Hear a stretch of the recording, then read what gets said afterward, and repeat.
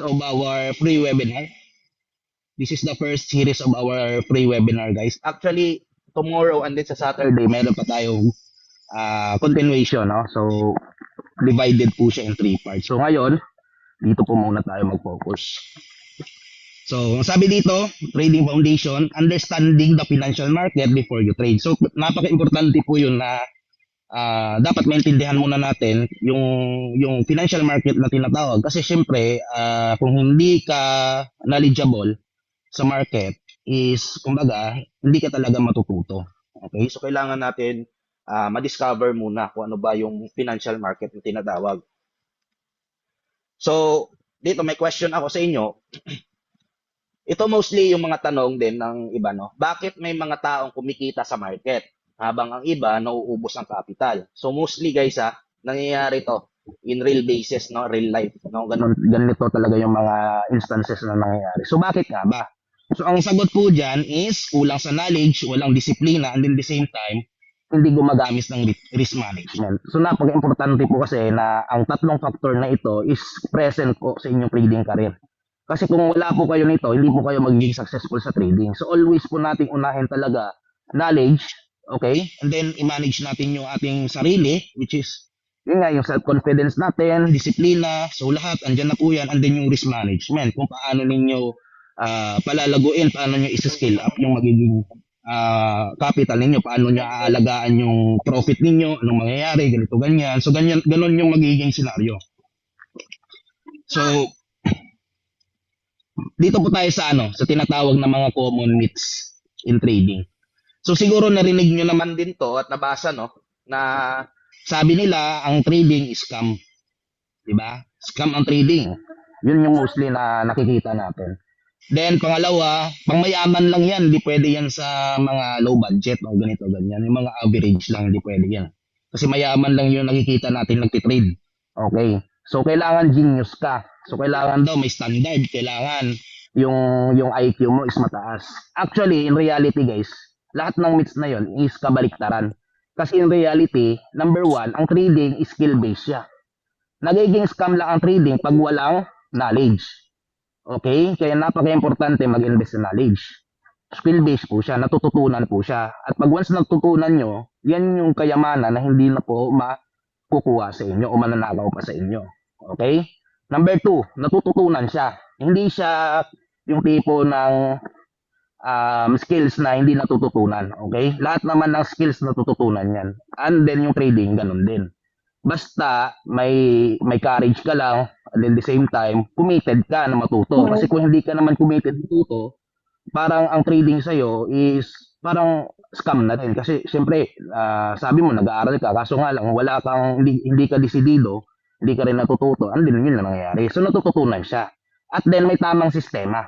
Okay? Hindi lang para sa mga genius. Pag tama yung sistema mo, sinunod mo yung sistema mo, meron kang sariling game plan, no? Magiging successful ka sa trading. Basta disiplinado kang sundin yun. So ito yung mga financial market opportunities. So madami po tayong tinatawag na market opportunities. No? Sa mga first time, siguro narinig nyo na po yung Forex. Yan po yung isang financial market po natin, ha.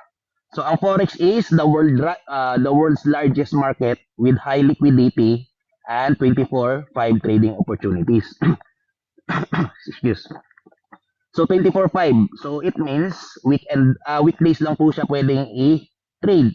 No, pero ito yung may pinakamalaking talaga liquidity sa financial market, which is ang Forex. So mostly ang mga trader dito na nasa loob ngayon is mostly ang tinitrade po nila is Forex. Pangalawa, yung stocks, no? Ang stocks is yung mga shares, no? Kumbaga, ang sabi dito is own shares of top companies and grow your wealth with market leaders. Okay? Yung like for example, yung Jollibee, meron pong stocks yan. Yung McDo, meron po yan. So yan po yung i-investan natin if ever man. Kung stocks yung pipiliin natin. Pangatlo is crypto. So dito ang daming mga nagki-crypto. So alam naman natin na ang crypto is a digital asset and then fast moving market with big possibility. So madami na ding akong na-meet na mga trader na naging successful talaga sa crypto. And then madami na rin akong na-meet na trader na bumagsak dahil sa crypto. So ganun po, no? So, meron po siyang possibilities. Kaya nga po nalagay natin dito, possibilities, no? And then, commodities. So, mga nagte-trade dito ng oil, ng gold, ng silver, no? So, yan po yung mga commodities natin na tinatawag. So, trade essential resources, yan, like gold, oil, and more, diversify your portfolio. And then, yung pang-lima is yung indices o indices, no? Ang indices naman is track and trade market performance through major global indices, no? So ayan po siya. Yan po yung limang major market opportunities natin na pwede pong pagpilian pag once napapasok po tayo sa financial market. Okay?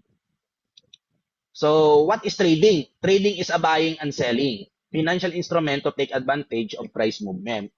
So, dalawa lang po ang meron sa trading, no? Which is yung buy and sell. Yung buy, yun yung bibili ka, and then yung sell, yun yung magbebenta ka.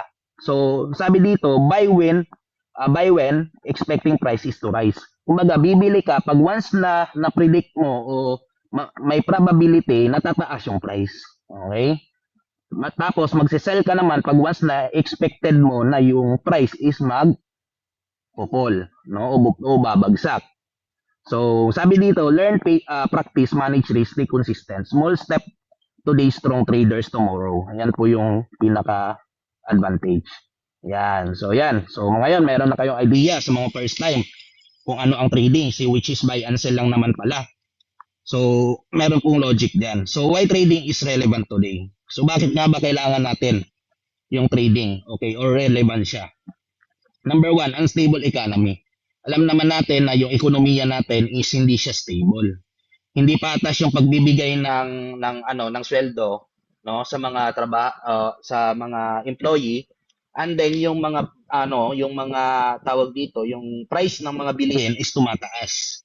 So hindi tumataas yung sweldo pero tumataas yung presyo ng bilihin. So hindi siya stable. Okay? So ang sabi dito, price go up, opportunities go down. Traditional jobs and savings alone may not be enough to keep up. So kumbaga, kung magsisave ka man, okay, sabihin natin nagsisave ka, hindi pa rin siya suffice, no? Kasi nga, yung savings mo hindi rin tumataas yung value nun. So, pero yung bilihin tumataas. So, hindi pa rin magiging suffice yun. Number two, multiple income streams needed. So, kailangan natin ng more on one income stream na i-add on po, no? Kasi nga relying on one source of income is risky. Okay, risky po siya. Building multiple streams gives you more security, freedom, and peace of mind. Okay, so yun po yung pinaka relevant po sa panahon ngayon. Hindi na po sapat yung isang income stream lang. Kailangan po natin mag-add on na iba o panibago na magbibigay po sa atin ng tinatawag na passive income or another source of income. So digital era, online opportunities. The internet opened doors for anyone, anywhere. Trading is one of the most accessible way to learn, grow, and earn online. Okay, so mostly ngayon, alam naman natin lahat ng opportunity na pumapatok is mostly sa online na. Even though yung nakikita nyo, mga traditional business, ang marketing style nila is online na. Okay, kaya darating yung time pag hindi tayo nag-adapt, may iwan po tayo. So yan po yung pinaka reason kung bakit relevant na po today ang trading. Kasi kailangan po natin lahat yan. And then the same time, ito lang yung isa sa mga way paano natin masusolusyonan yung currently problems natin sa financial and then sa pag-add-on ng income stream. So, hindi na sapat ang isang source of income sa panahon ngayon. Tama naman. Sino pong agree? Type into kung agree po kayo na hindi na po sapat ang isang source of income ngayon sa panahon natin ngayon. Type into. Ayan. Sige po. So, agree naman kayo, di ba? So, kaya andito kayo ngayon sa webinar. So, ito na po tayo. What is Forex trading? So, i-discuss po natin isa-isa yung opportunities sa financial market. So, Forex trading is foreign exchange is buying and selling of currency. So, nakikita niyo dito yung mga example, Euro USD, GBP USD, USD GPY. So, kumbaga, mag-earn ka dito by buying and selling ng mga currencies. So, let's say for example, nasa airport ka. 'Di ba?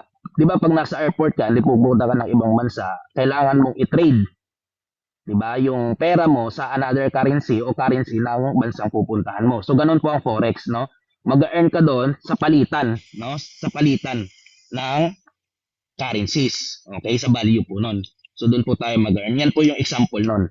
Yung mga foreign exchange instrument o assets. Ayan. Number two, why trade forex? Bakit nga ba dapat nating i-trade ang forex? Number one, high liquidity ang forex. The world's largest financial market ba naman with trillions traded every day. Imagine nyo yun ha, trillions yun every day na volume. So, kaya siya nabansagan din na isa sa, kumbaga, yung may pinaka high liquidity sa buong financial market. Then, madaming trading opportunities na pwede nyo i-take, okay? Kasi nga, yung market niya is nag-move siya every split of seconds lang. Kumbaga, nag-create siya ng opportunities sa iba't ibang klase ng kondisyon. Ayan, so kung scalper ka or kung ano man yung strategy mo, pwede kang kumupit ng per seconds lang or kumbaga kukupit ka lang and then alis ka na or kukunin mo na agad yung asset mo. Ganon siya kasi nga meron siyang high liquidity at mabilis yung volume, no, ng pag-angat or pagbagsak ng asset na yan or sa forex. Number 3, buy or sell market direction. Magpo-profit ka from rising or magpo-profit ka rin from falling. Okay? Market with flexibility. Ito sa mga first time baka akala nyo is magpo-profit lang kayo pag once nabibili kayo, pag umangat yung price. Okay? No. Hindi po tayo lang magpo-profit sa buy, magpo-profit din tayo pag nagsisell tayo. Okay? So, dalawa po yan. If ever na yung price is aangat, pwede ka mag-buy. At pag once na umangat yon, panalo ka doon. Kikita ka. Pag once na yung price is bumabagsak, pwede ka mag-sell doon. At pag once na yung price is dumiretso sa pagbagsak, kikita ka din. Ganon po ang forex. Okay, ganon po yung trading. Then, ito is open po siya 24 hours, Monday to Friday. Pero hindi siya 24/7, 24/5 lang po. So, trade on your schedules across global time zone. So, mga traders, meron po kasing tinatawag na mga session. Mamaya, i-discuss ko po yan. Meron po session sa trading, no, na pinipili po or pwede po ninyo piliin if ever na gusto ninyo i-trade. So, opportunity is real but risk management is required. Always po yan na ang risk management po, kailangan po natin yung paghandaan talaga. Okay? Or pag-aralan. So, ito po yung major currency pairs ng forex, guys. Meron tayong euro, USD. Kumbaga, ang meaning ng slash is versus. Euro versus USD, GBP versus USD, USD versus GPY, USD versus CHF, USD versus CAD, AUD versus USD, NZD versus USD. Ganon siya. Ganon po siya. No? Versus po yan. Magpo-profit po tayo every time na papalitan natin yung asset natin at pag mataas yung price ng asset na yon kaysa sa previous natin na asset na acquire. Yan. Nagigets ba? Type in 3 nga kung nagigets ninyo. Bago tayo mag-proceed sa next slide, type in 3. Ayan, 1, 2, 3. Tatlo lang po. 4, 5, 5. Ayun, sige. Gets na nga. So, yan lang po yung pinaka-basic, no? Which when it comes sa Forex. And then, why does price move? So, ito po yung isa sa mga question. Bakit po ba gumagalaw yung presyo? Number one po dyan, meron po tayong tinatawag na supply and demand. Okay? Yung price is gumagalaw siya. Depende po yan sa lakas ng supply kaysa sa demand. Okay? So, yan po yung pinaka layman's term. No, pag mas na malakas yung supply kaysa sa demand, gagalaw po yung price. Supply and demand. Meron din times pwede din na pag once na mataas yung demand kaysa supply, ganoon. So, supply and demand po siya. So, number 2, meron po siyang tinatawag na economic news. Yung mga news release, no, yung mga high impact news like mga ano may tawag CPI, ganoon. Yung mga high impact news na kino-consider natin when it comes sa geopolitical news sa forex, yan po, no. And then meron po siyang market sentiment, no. Sabi dito, optimism or fear drives trader decision. So nagbe-base rin po siya sa emotion. Okay. So gumagalaw po ang presyo dahil sa emotion din po ng mga traders. Yan. So buyers versus sellers. The ongoing battle between buyers and sellers set the price. Okay? So, number ano dyan is, kumbaga, yung mga institution, yung mga big banks, yan yung mga nagpapagalaw sa price talaga. No? Naglalaban-laban sila, kaya ang nangyayari is nagkakaroon po tayo ng galaw sa market. So, ang sabi dito, buyers pressure to push price higher, and then yung sellers po yung nagpo-push ng pressure ng price sa lower. Okay, lower price. When buyers are stronger, price tends to rise. When sellers are stronger, price tends to fall. Yan lang naman po yung pinaka-basic na understanding dyan. Okay, so bakit gumagalaw yung market? Ito po yung reason yan. So next, meron po tayo ditong pips and points. So ito po yung calculation ng pips and points. Example, Euro USD. So last digit before move, yun po yung pinagkaiba nila sa pips, no? Ang ang pip naman is last digit after move. So what is pip? A pip percentage is in point is the smallest standard unit of price movement in forex. And then ang points naman is points are smaller fractional price movement used by many brokers, especially on 5-digit codes. So kumbaga, meron ding sabi dito on many 5-digit brokers, 10 points is equivalent to 1 pip. So dito natin yan i-discuss. So lot size, how big is your tawag dito? Wait lang. Balik. So standard lot, example, yung standard lot, if 1,000 unit, yan, meron tayong standard lot na 100,000 unit, meron din tayong mini lot na 10,000. Yung micro lot po is 1,000. So yan po yung ano niya. Bigger the lot size means bigger profit potential but also bigger risk. Okay? Pag malaki po yung lot size natin, malaki rin yung chance or malaki rin yung magiging risk po natin dyan. Okay? Malaki yung kikitain natin, malaki din yung i-risk natin. Pag once na yan po yung ating ilalagay na lot size. So, yan po yan po yung standard na lot sizing sa Forex. So, leverage and dollar per pip. Ito, if ever na magkakaroon kayo ng trade na yung lot size niya is 0.01 lot, so ang every pip po niyan, every galaw po, every pip, every 1 pip po is magpo-profit ka po o malulos ka ng $0.10. Okay? So, yan po siya. So, pwede nyo pong picturean para at least meron kayong basis. Number 2, 0.10 lot is equivalent per $1 per pip. Per pip po yun So, if ever na mag-risk ka or mag-lot size ka ng 0.10, expect mo na every pip po o paggalaw ng market, every pip is $1 po yung magiging loss, magiging wins mo. Ganun siya.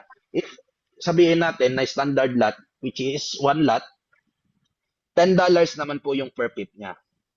So, malaki. Di ba kung nanonotice nyo, if ever maliit yung lot size, maliit din yung potential na risk, maliit din yung potential income. Pero pag malaki yung lot size mo, malaki yung potential ng profit, malaki din yung potential ng risk. Yan po, no? So, leverage allow traders to control a bigger position with smaller capital, but will increase both profit and loss potential. Leverage is a tool, not free money. So, if ever na gusto niyo mag-leverage, pwede po ninyo gawin to. If ever na, example, gusto niyo scale up yung capital o yung profit po ninyo, no? Pwede po ninyong gawin to. So, ayan po. So, sa simula, pwede ko yung mag 0.01. Then, pag once na nakakaroon na tayo ng maganda-gandang profit, pwede ninyong i-adjust sa 0.10. So, hindi po advisable na agad, one lot agad yung magiging lot size nyo. Hindi po pwede. So, dapat, tingnan din ninyo and then, tingnan din ninyo or i-calculate din ninyo yung risk management nyo sa account na yun para at least ma-avoid natin po yung tinatawag na sunog. Ayan. So, ito po is pwede pong gamitin pag gusto ninyo mag-leverage. Okay? So, leverage is a tool, not free money. Ayan. So, ito yung sinasabi ko kanina, Forex trading session. So, we have 4 different sessions sa Forex. Number 1 po dyan yung Sydney, which is nagsa-start po siya ng 10 p.m. to 7 a.m. GMT zone, no? So, ang sabi dito, the Asian session begins lower volatility and lighter trading activity. Number 2, yung next session is yung Tokyo, which is nagsa-start naman siya ng 12 a.m. until 9 a.m. GMT. Okay, activity. So dito sa Tokyo, ang nangyayari is nag-i-increase yung activity across all Asia na, sa buong Asia na. May start to move more. Okay, so ito po yung tinatawag na Asian session. Number 3, yung London session. Okay, London session starts 7 a.m. and end by 4 p.m. Okay, so dito sa Philippines, ang start po ng London is 3. Okay, 3 and then ang end niya is, ano ba yung end niya sa gabi? Pero yun lang, kumbaga magsa-start siya ng 3 p.m. So dito, ang sabi dito, high liquidity and volatility, major moves often happen here. So kumbaga dito nangyayari yung mostly yung mga fake outs, ang dami fake outs, no? Yung liquidity grab. Ito rin yung time na na nagsasalita si Powell, no? So kung kilala niyo si George Powell, yan. Yan po yung time. So next is New York. And then, ang New York is mag-start siya ng 12 p.m. to 9 p.m. GMT. So dito, mostly ang mga trader nagtitrade kasi highest volatility and volume. Best trading opportunities. Kasi open, ang pag mag-open yung New York, pag nag-active yung mga traders doon, magkakaroon talaga ng volatility. Okay, so pero iwas lang tayo sa news. No, kung gusto ninyong i-trade or kung gusto nyong magkaroon ng tip kung ano yung pinaka the best, better pwede nyong i-trade o i-consider yung London at New York. Diyan po kayo mag-trade if ever na gusto ninyo ang forex. So sabi dito, London and New York sessions are usually more active. Okay, so diyan po active halos yung trader. Kasi ang Asia po, ito po yung time na mag-a-accumulate, okay? Magkakaroon ng sideways, may mga ranging, so ganyan. So mostly dito po na bibuild yung liquidity sa Tokyo and Sydney. And then London and New York na yung magkakaroon ng biggest move. Yan.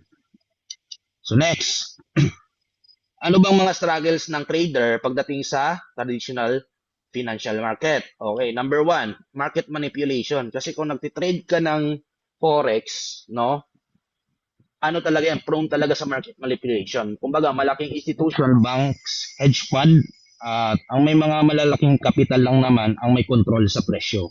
So kung example, nasa gitna ka, sabihin natin retail trader ka, so nasa gitna ka ng dalawang banggaang yon ng mga banks and hedge fund, so masusunog ka doon. Okay? So doon yung dapat yung ingatan natin, yung mga market manipulation. Kaso hindi rin natin alam kung kailan mangyayari yan. Okay? So hindi rin natin alam. So yan yung nakikita nyo guys sa forex ng mga spike, yung mga mahahabang wick. No, merong isang isang candle lang. Grabe na yung pips agad na kinuha. So yan po siya. Okay, market manipulation po yan. And then, pangalawa po dyan, na struggle is high impact news. So, kumbaga, isang news release for interest rate and employment data, pwedeng mag-crash ang market. Okay, so yan po yung kinoconsider din pagdating sa fundamentals, no? Sa forex. So, kailangan din talaga i-consider yan kasi minsan dyan nangyayari yung mga tinatawag na unhealthy movement ng market. Number 3, limited hours lang. So, kumbaga, may oras lang na bukas ang market ng forex and stock. So, hindi kasi siya bukas ng weekend. So, kumbaga, limited hours lang or limited time lang yung pwede ninyong i-trade sa kanya. Then, number 4 is emotion and stress. Bakit magkakaroon ng emotion and stress? Number 1, dahil volatile at unpredictable ang market. Napapagod ang traders magbantay 24/7 kasi syempre hindi naman tayo robot. 'Di ba? 24/7 babantayan natin yung trades natin diyan. So, the more na mag-i-engage ka sa chart o sa market, the more na magkakaroon ka ng emotional disorder, no? Doon na talaga papasok 'yun. So, dapat hindi yung screen time mo sa market is hindi gaano katagal. Dapat pag once na pumasok ka, dapat in that same time or mag-allot ka ng time para sa screen time mo sa chart, then that time dapat makapag-trade ka na. Kasi pag once na bababad ka o babantayan mo yan, so automatic yun, magkakaroon ka ng emotional and stress. So yun yung apat na kumbaga major na struggles ng trader pagdating sa financial market o sa traditional financial market, which is ang forex. So, ang market ay may opportunities pero kailangan ng tamang sistema, disiplina at risk management. Yun yung pinaka-importante doon. So, affected by high impact news and crypto dam. So, yan. So, kung if ever na crypto trader ka, mostly alam nyo naman yung nangyayari sa crypto, di ba? So, meron siyang tinatawag na crypto dump, yung mga liquidation na tinatawag. And then, kumbaga, if ever na mag-drops yung BTC, kumbaga, isusunod niya yung lahat no, ng altcoins na naka-base sa kanya. So, na-notice niyo naman siguro yon pag nagda-drop si Bitcoin, yung ibang altcoins, isumusunod din sa pag-dump. Ganon siya.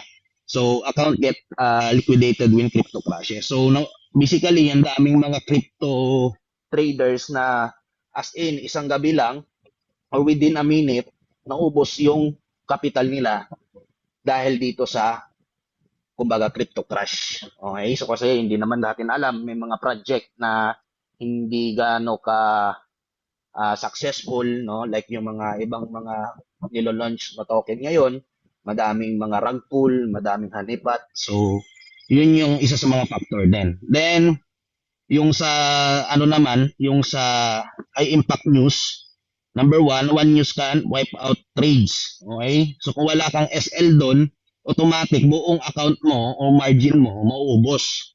Ganon siya. So, number two, meron siyang tinatawag na SL hunt. So, yun yung tinatawag na liquidity hunt, no? So, hindi po, kumbaga, gumagalaw yung price. It is because dahil sa liquidity. So, kung nasaan yung SL, yun rin yung minsan hinahunt. Okay? So, nanonotice din ng mga traders na dito, yung mga may experience na, mostly nangyayari yan sa Forex. Number three, yung slippage, di ba? Grabe yung slippage ng forex kung sa ibang broker na grabe yung slippage. So yan rin po yung pinaka reason din. And then yung mga sudden reversal, no, mga mabibilis na reversals na tinatawag. Akala mo babagsak, yung naangat na pala, so nadali ka dun sa sudden reversals na yun.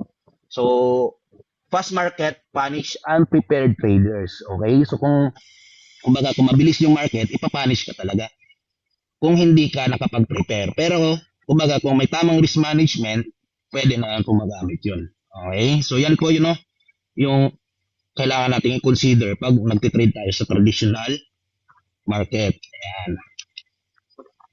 So, kung gusto ng solution na lahat ng nakita ninyo doon is masusolusyonan, pwede po natin isolusyonan yung synthetic indices. Okay, so meron po kaming broker, 26 years na po siya nag-ooperate. So ang pangalan po niya is Dereb. So siya po yung kauna-unahang broker na nag-o-offer po ng synthetic indices. So ano nga ba ang synthetic indices? So the market instrument that ignores high impact news. Paano mo nasabi, coach? Kasi 'di ba pinapagalaw lang naman ng market o yung market pinapagalaw lang naman ng mga high impact news. Actually si Dereb is not that kind of market. Kasi ang synthetic indices is less affected by major news, designed to reduce the impact of news volatility. So kung ikaw ayaw mo ng news, no, pwede mong i-try ito, ang synthetic indices. Pangalawa, focus on price movement, capture markets behavior without external interruption. And then, build for discipline strategy, ideal for traders who value structure, process, and control. So ito po siya, no? So paano natin nasabi na nai-ignore niya yung high impact news? So ang synthetic indices po kasi is a computer generated market na ginaya ang galaw ng real market pero hindi nakabase sa totoong economy o news events. Yan po ah. So si synthetic indices po is designed po siya through code pero ang pinakasinusunod niya pa rin na galaw is yung sa real market. Pero ang advantage dito, wala pong tinatawag na high impact news. Kasi nga po, driven by computer-generated code siya. Okay? So, pag may question kayo mamaya, ilagay nyo lang sa chat box para at least masagot po natin if ever. So, ano nga bang meron sa synthetic indices? Number one, always available po siya. Siya lang po yung market na pwede mong i-trade ng 24/7. Okay, walang close, walang weekend. So pwede po 'yan. So kung example, gusto mong magamit yung buong week, no, para makapag-profit, pwede po ninyong gamitin si synthetic indices kasi 24/7 po siya, pwede po siyang i-trade. Tapos fair and transparent po siya. Generated by cryptographical secured random numbers o tinatawag na RNG, meaning walang manipulation. Kasi nga, generated by numbers lang po siya. Okay, so hindi po affected to ng mga high impact news. Number 3, stable volatility. May fixed levels lang po siya or volatility, no? Like volatility 25, 50, 75, and 100. Okay, kaya i-predict ang galaw. Yun po yung kagandahan dito kasi smooth po yung kanyang price action. Hindi po siya magulo. Okay? So sa ibang market, magulo po yung price action. It's because dahil nga may mga manipulation, pero dito po sa synthetic indices stable po siya. So kung makikita ninyo, halos siguro naman lahat, maliban lang sa first time, nakita naman ninyo yung price, o i-compare niyo yung price ng Forex sa synthetic, mas maganda po ang price movement ng synthetic. So, dahil po yan, wala po siyang impact news. So, no impact news, okay, hindi siya naapektuhan ng inflation war or economic crisis. So, if ever na magkaroon ng gera, any part of the world, kahit nga dun sa gera sa Israel, and then sa Iran, hindi po naapektuhan yung synthetic indices. So, madami pong pairs doon na naapektuhan, lalo na yung gold, na imbis yung expect natin is aangat siya, and ang nangyari is bumagsak. Dahil nga, hindi na rin normal yung pag-angat niya, kailangan niyang i-correct yung price, no? Kaya binabagsak niya ngayon yung presyo. So, yun yung isa sa mga kailangan natin ding i-consider pagdating sa Forex. Pero dito sa synthetic, kahit na magkagulo yung buong mundo, wag naman sana, no? Hindi po apektado yung price ng or yung market po ng synthetic indices. Okay? So, sino na pong nagets po ba? Please type in 4 if ever na nagets ninyo.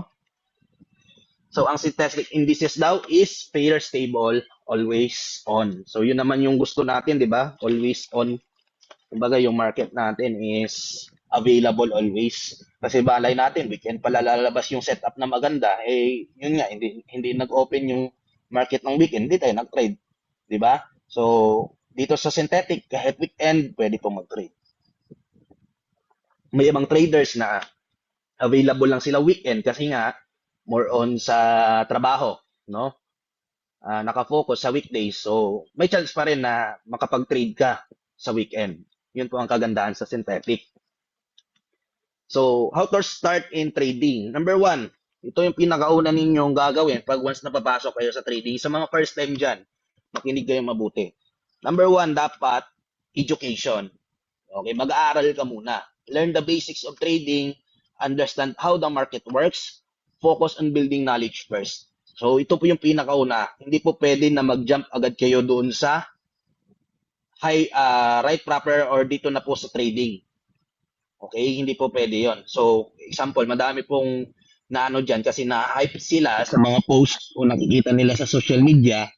Ngayon, bumasok agad sa trading, hindi nila alam kung ano yung nangyayari doon, no? Hindi sila nakapag-prepare, and then ang nangyayari in the end is nasunog yung account.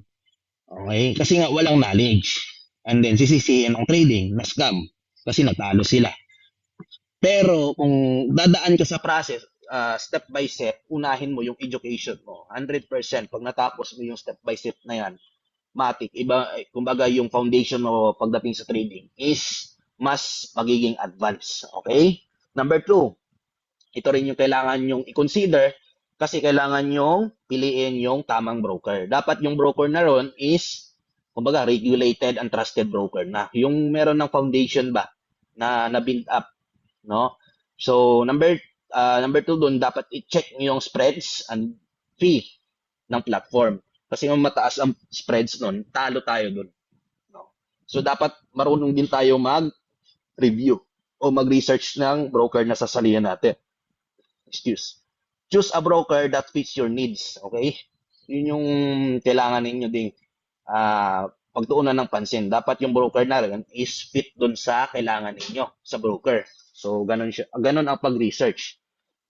Number 3, familiarize with the trading platform. Dapat alam ninyo kung ano yung nasa loob ng trading platform na yon. So, learn the tools and features. Number 2, practice placing orders. So, kumbaga dito na magaganap yung pag-practice ninyo. And then, understand charts and indicators. So, yan po, no? So, una, mag-aaral kayo. Number 2 is, pipili kayo ng broker. Number 3 is, i-familiarize nyo po yung broker na yon. Okay? Yung trading platform po ninyo. Number 4, pwede na po kayo agad mag-practice pag napagdaanan nyo na itong tatlo. So, practice your virtual funds or i-test nyo na yung strategies and mag-build po kayo ng skills doon sa demo account. And then, make mistakes and learn. So, ang kagandahan kasi meron pong tinatawag na virtual money account o demo account ang isang trading platform, no? Which is meron po siyang $10,000 na deposit. So, pwede po ninyo dong i-test yung strategy ninyo. Pwede ding dun muna kayo mag-practice para at least pag once nakagawa kayo ng mali is matama natin agad o matama ninyo agad kasi magla-learn ka dun. Okay? Then, if ever na tapos ka na sa demo, gusto mo nang i-test sa real account yung strategy mo, mag-start ka muna sa maliit. Okay? Maliit na capital. Hindi required na after mo ng demo is mag-deposit ka agad ng $1,000 dyan. So, practice ka ng maliit, no? Dapat mag-umpisa ka sa maliit na amount, then i-apply mo yung na-learn mo doon sa previous na pinag-aralan mo, and then yung strategy mo, dapat i-apply mo na dito. Then, focus on survival and consistency. Ang trading, guys, is game of survival. Hindi ito game ng profit. Okay? Survival to. Kailangan ninyong makasurvive. Kailangan natin makasurvive. And then maging consistent. Kasi kung if ever na sabihin natin na ikaw nag-trade ka ng buong linggo, pagpalagay natin, puro profit ka doon. Example, na profit ka ng $1,000 doon sa first week. Then ika-second week, pinanish ka ng market. Okay? Dahil nga unprepared ka, no? Hindi ka nakapokus sa survival, ang focus mo lang, goal mo lang, profit. Ang mangyayari doon, yung profit mo nung past week, maubos lahat yon ng isang trade lang. At ang pinaka-worst doon, kasama pa yung capital mo. Di ba? So, survival. No? Protect always the capital, the margin when it comes sa trading. And then, consistency, ang pinaka-importante. Then, meron tayong pang-anim, right, proper, effective strategies plus discipline. Discipline, okay? Number 1, discipline. Hindi talaga pwedeng mawala yung disiplina, no? So, use a strategy that fits your style. Dapat meron kang system na fit lang para sa iyo, na kumbaga na backtest mo na yon or na forward test mo na at yun yung pinaka-ideal na strategy sa iyo. Then i-follow mo yung rules at mag-stick ka sa plan mo. Ang trading, guys, is not a game of emotion kasi pag once na ginamit natin ang trading sa emotion, is hindi na po siya trading, gambling po siya. Okay? So, nagsusugal ka na nun. So, ang trading po is a game of tinatawag natin na rules. Okay? So, meron pong system. Pag once na systematic ka sa trading, hindi ka po madadali. Okay? Kasi may system kang sinusunod. Discipline is the key to long-term success. Then, 7 is yung kailangan natin maging patient. And then, yung consistency, kailangan natin i-practice yun. Kasi ito yung mostly problema ng lahat ng traders sa buong mundo. Yung pagiging consistent. It is because dahil sa patience po yan. So, kumbaga, trading is a marathon, not a sprint. Number 1, ha? Yun yung tandaan nyo. Not a sprint. It's a marathon. Review, learn, and improve. Hindi yung review, learn, and hindi ka na mag-i-improve. Di ba? Na-learn mo lang. Kumbaga, ang na-learn mo, magiging wisdom na lang yun pag hindi mo na-apply. Okay? So, hindi pwede. Dapat pag nag-review ka, mag-learn ka, at dapat i-apply mo siya para mag-improve ka. Then, stay consistent and trust the process. Okay? So, always nating tatandaan. Trust yourself and trust the process. So, ito po yung kailangan ninyo na tools, step by step, no? So, this is free lang. No, at least nasabi na namin sa inyo kung ano yung guidelines na gagawin ninyo. So free, no? Dito po sa community. So start small, learn big, stay disciplined, be patient. Consistency today, freedom tomorrow. Yun yung tandaan natin palagi. Consistency today, freedom tomorrow. Okay, kasi ang mga nananalo lang at nagiging successful lang sa trading is yung mga trader na consistent. Okay, sa rules and then sa system nila. So, choosing the right broker. The right broker can protect your capital and accelerate your trading journey. So, paano pumili ng isang broker? Number one, kailangan yung regulation and yung security. Dapat legit and safe ang funds mo doon. Okay, yan yung number one na dapat nyo i-consider. So, titingnan nyo, pag nag-research kayo when about sa broker, kailangan yung unahin nyo agad yung security and yung regulation niya para at least ma-confirm niyo kung safe ba yung fund niyo doon or hindi. Number two, dapat low spread siya and fees para hindi kainin ng charges ang kita mo. Tapos number three, user-friendly platform. Madaling gamitin kahit beginner. Yung platform na kunting click lang, alam mo na kung ano gagawin mo. So yan. So deposit and withdrawal option, dapat mabilis and convenient. Customer support, may assistant kapag may problema. Ito yung mga support na approachable, no, na pag message mo reply agad. So all of this guys is meron po, no, sa DREV. Yun po yung pinaka the best na broker when it comes sa ganitong klase ng mga option. So sino pong agree na DREV yung pinaka best broker na gagamitin? Please type in 1 kung agree po kayo na DREV. Ayan. So marami na rin pong gumagamit ng DREV dito. Halos mostly DREV na rin po yung ginagamit. So ito pong lahat na nakikita ninyo, kung i-research nyo man ang DREV, makikita nyo po lahat to. So ganun po ang pagpili ng tamang broker. So kumbaga, the right broker is not just a platform. It's your partner in success. Kaya dapat mag-alat din kayo ng oras na mag-research. Hindi lang basta-basta pasok lang ng pasok doon. Hindi nyo alam yung mga rules na nasa loob. Diba? Mag-alat din kayo ng time kasi yun yung magiging partner nyo sa success ninyo in trading. Okay? So, ito siya. MT5 platform setup. So, ito naman guys, yung third party na ginagamit natin. Sa mga first time, dito po tayo magti-trade.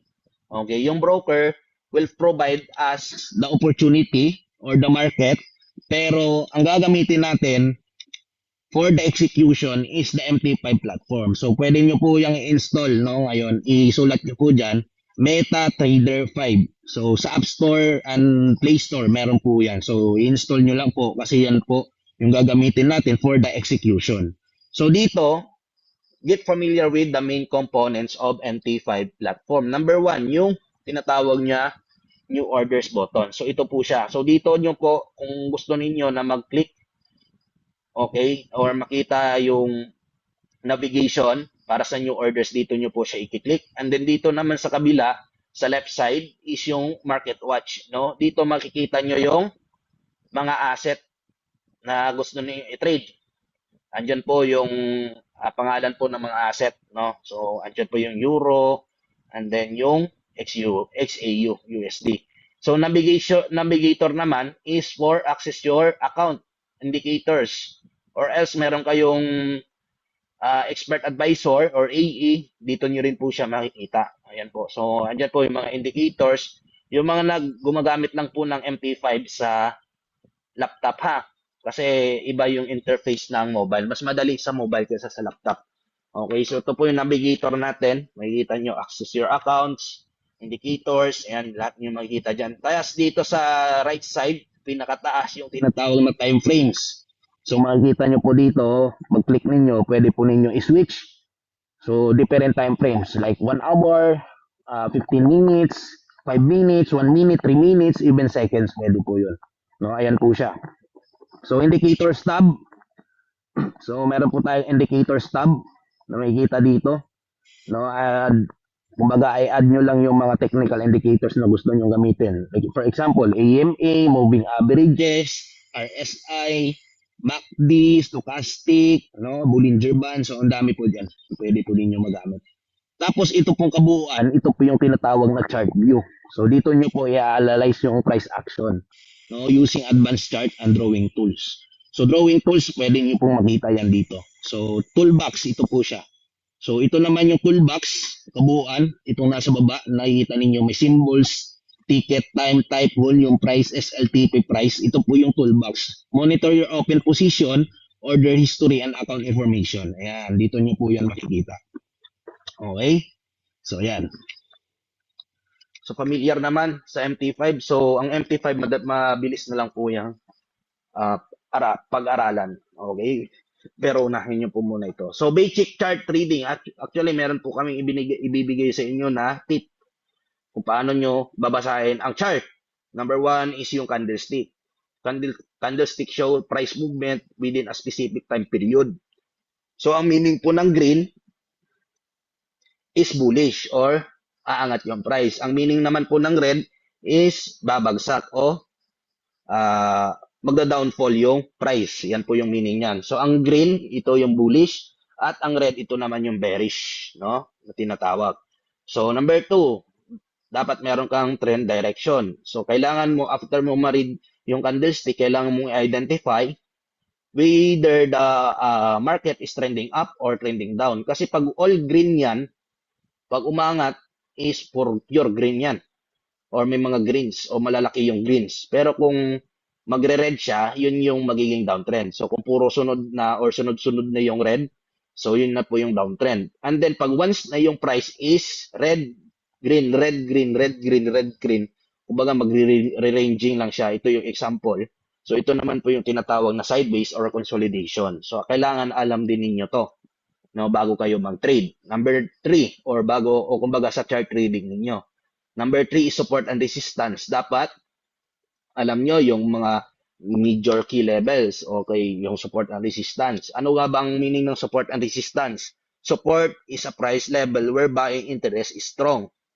Resistance is always price level where selling interest is strong. Support, potential bounce up. Resistance, potential rejection. So, bibigyan ko yun ng mas madaling example. Pagpalagay natin na bahay nyo. Okay? Ang bubong, ito yung magiging resistance ng bahay ninyo. Tapos yung support, ito yung sahig. Okay? Yung ground o yung floor. So, pag once na nagpatalbog tayo ng bola, example, nagpatalbog tayo ng bola sa floor, aangat yun, di ba? Aangat yun, if ever na umabot man dito sa resistance, tatama sa resistance, babalik. Tatama sa bubong, babalik. Ganun lang po ang logic nun, o pinaka-layman's term. So, tandaan nyo na ang resistance is bubong at ang support naman is ang ground o floor. So, pag yung price is tumatama po doon sa resistance, bumabagsak po siya. Pag tumatama siya sa support, umaangat po siya. It means pag nasa resistance yung price at bumagsak siya, malakas yung seller. Pag once nasa support naman, malakas yung buyer. Okay, so yan po, no? So kailangan din natin i-consider yung support and resistance para alam natin kung nasa sideways ba tayo, sino ba nananalo, ano bang susunog na move ng market. So yan po. So number 4 is time frames, no? So kailangan nating i-consider din to. Time frames shows the same market in different time perspective. Lower TF, 1 minute, 5 minute, 15 minute. Ito po yung pinakamababang time frame kung saan pwede po kayo makapag-entry. Ang higher time frame naman po, ito yung time. Dito niyo kukunin yung inyong tinatawag na directional bias for the day. So for our daily or weekly, pwede po ninyong ano yun. So kumbaga, clear trend, less noise. Kung once na nasa higher time frame ka, pag once naman nasa lower time frame ka, madaming noise na yon. Okay? So, dito po nangyayari yung mga malalaking or madadaming noise. Pero sa higher time frame, ito po yung may mga less noise. Always align lower TF with higher TF for better decision. Yan. So, kailangan ninyong i-align yung lower time frame nyo para at least mawala yung noise dito sa lower time frame. Dapat i-align nyo sa higher time frame yun. So, yung tinatawag na top-down analysis. So, number 5, yung market structure. Dapat alam niyo yung market structure na tinatawag. Meron tayong higher high, higher low. Pag once na, uptrend. Pag downtrend naman is lower high and lower low. So, yan po yung tinatawag nating market structure. Before entering a trade, understand first the market is trending ranging, or unclear. So kumbaga dito malalaman ninyo pag once na yung price buy is nagtitrend, or yung price buy is nasa range, or yung price buy is unclear, hindi siya readable o predictable. So yun po yung purpose niyan. Para at least alam ninyo kung saan kayo mag-execute, alam ninyo kung saan yung hindi ninyo i-executean. So, wait lang. Trade execution orders, understand the 7 essential orders every trader should know. So, yung order flow, sample current price, number 1 is market orders. Yung market orders is immediate execution at the current market price. Executed now. Kumbaga, pag ang tinatawag na market orders is pag nagtitrade kayo, i-click nyo yung buy, automatic po yun or sell, yun po yung tinatawag na market orders. Mag-execute siya agad, no? So, number 2, ang buy limit. Ang buy limit naman is yung ilalagay mo siya, isi-set mo siya, or ililimit mo siya. If ever na, example, yung price is umaangat, tapos nag-predict ka na babagsak siya sa area na yan, pwede nyo na agad malagay yung limit order. Okay? Buy order nyo dyan. So, pag once na yung price umabot sa buy order natin, buy limit, is matitrigger po siya. Hindi po siya katulad ng market order na on the spot po, pag clinic nyo yung buy agad or sell is mag-execute siya. Ito is ililimit po natin siya. Okay? So, pending orders to buy at a lower price than the current market. Okay? So, sa limit is vice versa. So, kumbaga, ang pending orders to sell at the higher price than the current price. So, kumbaga, magsiset ka lang ng sell limit doon sa taas. On automatic po, pag once na bumalik yung price doon, matriggered siya, pwede siyang i-trade na. Or magti-trade na siya. Okay, magti-trigger na siya. So, ang buy stop naman, pending orders to buy once price breaks above the level. So, ang ano naman, pag once na ma-break niya yung level, if ever, ng price na yon or ng limit na yon, is magbabay po siya or magsisell. Sell stop naman is vice versa. Pag na-break yung level na yon, automatic po siya magkakaroon ng orders. And then, yung stop loss. Yung stop loss, guys, ito yung magpo-protect sa inyong trade, sa trade po ninyo. So, ito yung tinatawag na protective exit or limit potential losses. So, kumbaga, dito, mapoprotect natin yung capital natin pag meron tayong tinatawag na stop loss. Kasi, whatever it takes, kahit bumagsak man, or example, nag-buy ka, kahit bumagsak man ng diretso-diretso yan, pag once na meron kang stop loss dito, hindi na po matitrigger yung losses mo doon. Okay? So, normal na magkaroon talaga tayo ng stop loss to protect our account and yung potential losses natin. 7 is take profit. So, exit orders to lock in profits at a target level or price. So, kumbaga, nag-buy ka, dito ka nag-buy, ngayon, umangat siya, nag-set ka o magsiset ka ngayon ng tinatawag na take profit area mo kung saan yung gusto mong price na pupunta yung market o kung yung price sa market, pupunta doon ng price. So, yun po siya. Yun. Example, pag na-hit po yun, automatic, mag-close na po yung inyong entry. Okay? And then, automatic po, magkakaroon kayo ng win pag once na na-hit po niya. So, a professional trader does not enter without knowing where to exit. So, ito po yung kailangan nating tatandaan na bago po kayo mag-trade, if ever na magti-trade kayo, know first kung saan nyo ilalagay yung inyong stop loss. And then, bago nyo po ilagay itong take profit nyo. Ganun po ang pag-trade. Wait lang guys. Hindi na gumagana ang aking stock up. Yan. So, ano po bang pwede nating gamitin na strategy and tools na makakatulong sa pag-aaral natin ng trading? Number 1 is yung trend following. Kung sa strategy kung gusto nyo i-consider yung trend following, maganda to na strategy kasi susundan nito ang trend, mag-trade sa direction ng merkado. O kumbaga, trend following, so malaki yung chance na magkakaroon ka talaga ng magandang trades pag ito yung strategy na ginagamit mo. Or else, pwede kang gumamit ng breakout strategy na pag once na bumutas yung price dun sa resistance or support na pinag-usapan natin kanina, magti-trade ka, pwede yun. Meron din tayong tinatawag na reversal strategy, no? Na pag-reverse, meron kang strategy, and then yung proper risk management, no? SLTP setup, lagi gumamit ng stop loss at take profit para protektahan ang capital. Ito po yung mga strategies, no? Dito is pumasok sa trade kapag may breakout sa key level. Dito maghanap ng sinyalis na magbabago ang direction ng trend pag reversal. So, pinaka-the best po is yung proper risk management. Kasi dito is, kumaga, ililimit mo yung losses mo, tapos kokontrolin mo yung magiging take profit mo or losses mo. So, ganun siya. So, ano naman yung mga tools na pwede natin gamitin? Number one po is yung tinatawag na chart analysis. Basahin ang galaw ng presyo, support and resistance at market structure. Yun yung kaninang diniscuss ko. Number two, yung indicator. So, sa mga nag-indicator dito, pwede po kayong gumamit ng mga tinatawag na RSI, MACD, Bollinger Bands, no? Gamitin ang indicator para matukoy ang momentum, overbought, oversold, at trend. Ayan, ito po siya, example niyan. Number three is automated bot. Yung mga gumagamit ng expert advisor. So, yun po siya, no? So, tumutulong sa trade execution at signal-based strategy. Number 4 is yung demo account, no? Ito yung mga tools. Kung if ever gusto ninyong i-test yung strategy ninyo, dito nyo gawin sa tawag natin dito, demo account. Okay? So, nag-gets ba? Please type into kung nag-gets natin.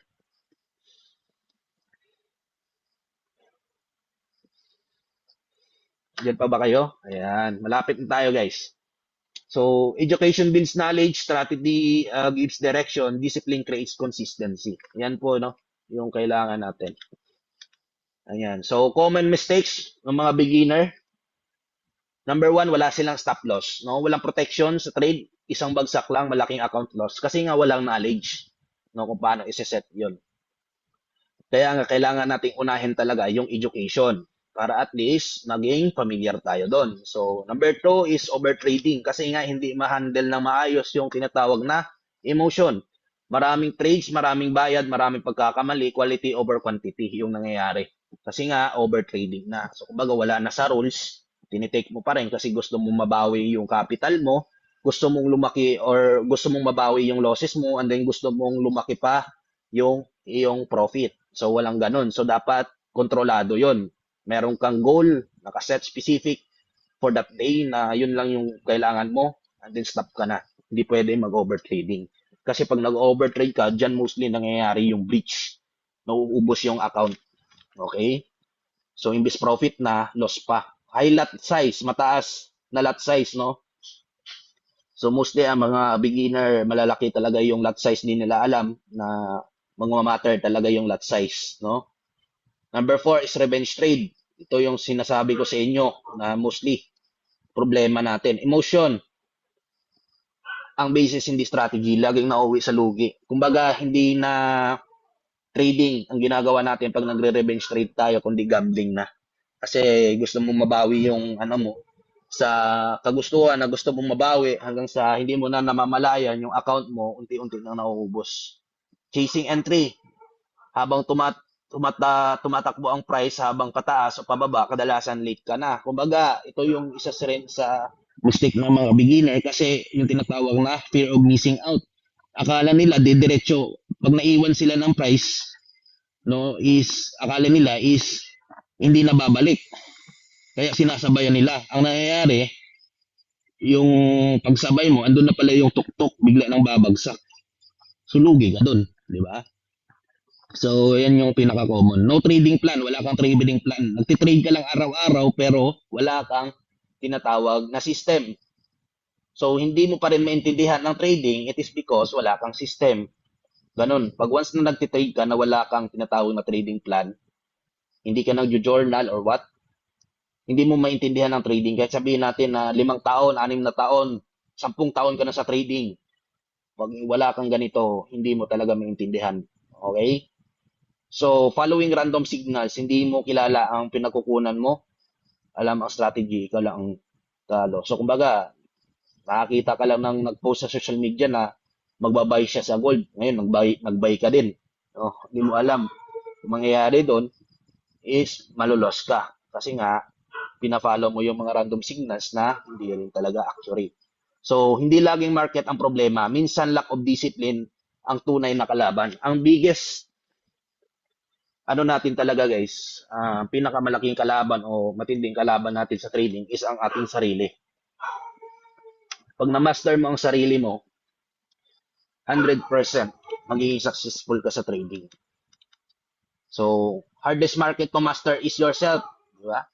Kasi andyan yung fear, yung greed, yung FOMO, yung impatient, overconfidence ka, revenge trading. Okay? Fear, it is because every time nagtitrade ka, natatakot kang matalo. Okay? Yung iniisip mo is takot kang matalo. Hindi mo alam na yung tinatawag na losses is a part of the game, part of trading, part of the system, part of the process. So, kailangan mong i-master yun sa sarili mo na every time na matatalo ka, wag ka dapat magkaroon ng tinatawag na fear. Kasi kung may risk management na tinatawag, kahit nasabihin na tinatalo ka, normal lang yun. Mababawi yun. Pero kung hindi mo na makontrol yung sarili mo dahil sa takot, wala. Ang kawawa dyan is ikaw din mismo. Number 2, greed. Kung greedy ka, na hindi ka pa satisfied doon sa nakuha mong profit, gusto mo pang dagdagan, na parang wala nang bukas, wala nang next week, no? So, yan, papasok yan. And then, yun nga, sabi ko sa inyo, sa kaka-greedy ninyo, mauubos yung account nyo, no? FOMO, yung fear of missing out. Kumbaga, natatakot ka dahil baka maiwan ka ng price. So, hindi po pwede yan. So, dapat intayin nyo yung system ninyo na lalabas. Impatient. Papasok din yung hindi tayo makapaghintay. No? Masyado tayong naiirita. Pag naiirita ka sa trading, guys, ikaw ipapunish ng market. Dapat may patience ka dyan. Game of, ano talaga yan? Game of patience ang trading. Overconfidence. Example, nanalo ka lang ng isang trade ngayong araw, nanalo ka kinabukasan ng isang trade, naging overconfidence ka na. Sinabi mo na sa sarili mo, sa buong mundo, na yung strategy mo yung pinaka-profitable with high accuracy, 100% win rate. And then, pag once na nag-make ka ng loss, pag naging overconfidence ka, grabe yung impact doon, guys. Grabe yung impact nun. If ever na maganda na yung strategy mo, kala mo, habang buhay yun na talaga. Magiging consistent ka. And in the end, pag once natatalo ka doon, automatic, grabe yung magiging balik. Kaya wag po tayo maging overconfidence. Always po tayong maging humble. Kasi tayo yung i-humble ng market pag naging overconfidence tayo. Revenge trading, no? Mostly, pag natalo, ito, nagre-revenge trade hanggang sa malusaw ng malusaw yung ating capital. So, that's the reason why, guys, na sinabi o nasabi dito na yung pinaka hardest market to master is ang ating sarili. When emotions become loud, discipline must become stronger. Okay? So, rule-based tayo. Hindi pwedeng walang system. Kasi lahat ng nakikita nyo dito, hindi nyo ma-overcome to just to master yourself or what. Kasi kailangan nyo dito ng system. Kasi pag may system ka, hindi ka natakot, di ba? Hindi ka natakot kasi may system ka. Hindi ka na magigreedy kasi may goal ka sa system. Hindi ka na mapupomo kasi meron kang iniintay na kailangan yung ipakita. Impatient, ganun din. Hindi ka rin magiging overconfidence. No? Kasi may system ka, hindi accept mo sa sarili mo na walang 100% win rate na klase ng strategy. And then, hindi ka na makakapag-revenge trade. Kasi nga, meron ka ng system. Yan. So, meron ka lang specific time kung saan ka mag-trade, anong asset, ganito, ganyan. So, yan. So, risk management come first. Use stop loss, number 1. Control lot size. Avoid overtrading, guys. Protect your capital. That's the game. Survival. Risk only what you can afford to risk. Huwag niyong ibigay o ilagay dito yung pera na pambayad nyo sa kuryente o kung anong bills man dyan. No? Kasi, pag once na nag-deposit kayo, automatic, recognize nyo yan as spare money. So, risk what you can afford to lose. Your first job is not to make money, just to protect your capital. Okay? So, trading is a skill, hindi ito sugal. Paano natin nasabi? May analysis. Meron tayong tinatawag na strategy at may system ka. Kung susundin mo yon, hindi na magiging sugal ang trading. Nagiging sugal lang ng trading kasi walang ganito. Wala silang system, wala silang strategy, wala silang analysis. So, consistency comes from discipline, not luck.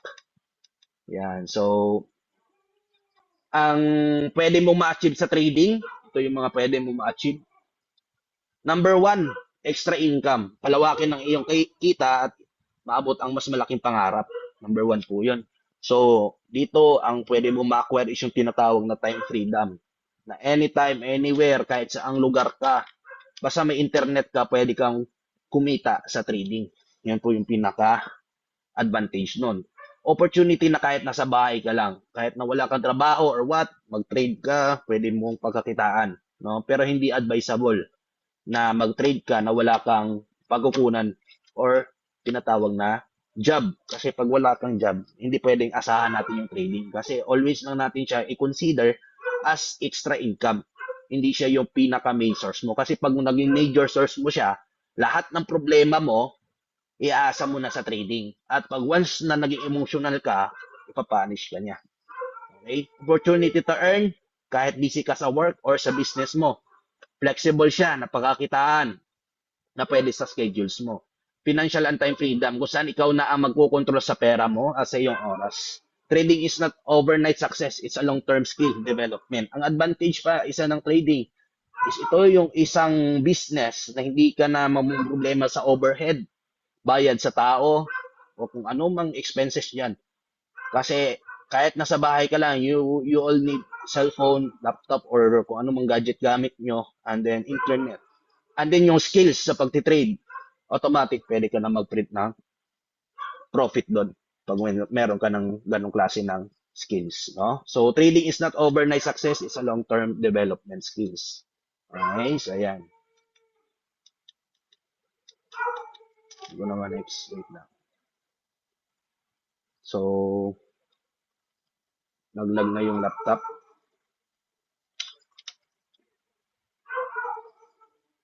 Ayan. Okay. Ayan, meron pa. Ayan. So, key takeaways. So, trading is not a skill, is a skill, not a gambling. Forex offer opportunity and risk. Pips, lot size, and leverage affect profit and loss. Okay? MT5 is a tool to discipline. Is a tool. Discipline is the edge. Risk management protect your future. Synthetic indices offer structure, 24/7 availability, and not driven by high impact news. So, ngayon pa lang guys, mag-isip-isip na kayo kung kailangan nyo bang i-take action yung pagtitrade sa synthetic indices. Okay? Knowledge builds confidence, disciplines build consistency. So, start with foundation, not shortcuts. Okay? So, this will be the last slides for our webinar tonight. Nagpapasalamat po ako sa inyong lahat sa andito ngayon at sa nagstay po, no, sa 54 participants po natin ngayon. So, I'm officially ending the webinar for tonight, and yun nga. Meron pa po tayong webinar bukas, and then sa Saturday, which is ang itatakil naman doon is yung analysis and yung game plan or yung strategy execution po sa Saturday. So don't miss out po yung mga webinars po natin na mangyayari pa. So I hope nag-learn kayo dito sa tinuro ko sa inyo, sa topic ko, and then may God all be the glory, guys. So thank you. So pwede ko nang ibigay yung floor kay Coach Nep. So Coach Nep, thank you very much, guys. Ayun. Thank you so much, Coach Ruff. Ayan. Can we give a hand to Coach Ruff? Can you type in 2 sa chat, guys? Ayan. Thank you po, Coach Ruff. Yeah, thank you so much. So, we have a lot of learnings for tonight. So, ang dami naming natutunan for the past, ilang oras ba tayo? 1 hour 20 minutes. Ayan. So, meron na kaming babaunin na learnings, lalo na yung mga beginners dito. Marami pa kayong natutunan, guys. Can you type in dito sa chat kung ano yung mga natutunan nyo? And I will be reading those learnings. Kung ano natutunan nyo, guys. Sige nga. Kasi yung magbibigyan ng matututunan, meron daw prize mamaya kay Coach Raf. All about trend lines, sabi ni Sir Noriel. Ayan. Ano pa po? Regarding the foundation of trading. Mental state talaga, need pagdating sa trading. Discipline is the key. Discipline. Yan. Risk management. Trading is skill. Discipline. Ayan. So, napakadami. So, there's a lot of learnings na napag-aralan natin and tumatak sa isip natin for tonight. And again, thank you so much, Coach Raf, sa inyong pag-share ng knowledge and also sa lahat ng mga nag-attend for tonight. Ayan. So, hindi pa dito mag-end kasi, Coach, saka share screen ka pa ba dyan? Ayan. So, we have control of emotions, emotional control, indicators, trading psychology, and risk management. Ayan. So, tomorrow is yung mga natutunan natin ngayon is magagamit natin ulit for tomorrow's discussion. Kasi bukas, meron tayong introduction sa ating technical analysis and at the same time, meron tayong ituturong strategy na ginagamit natin.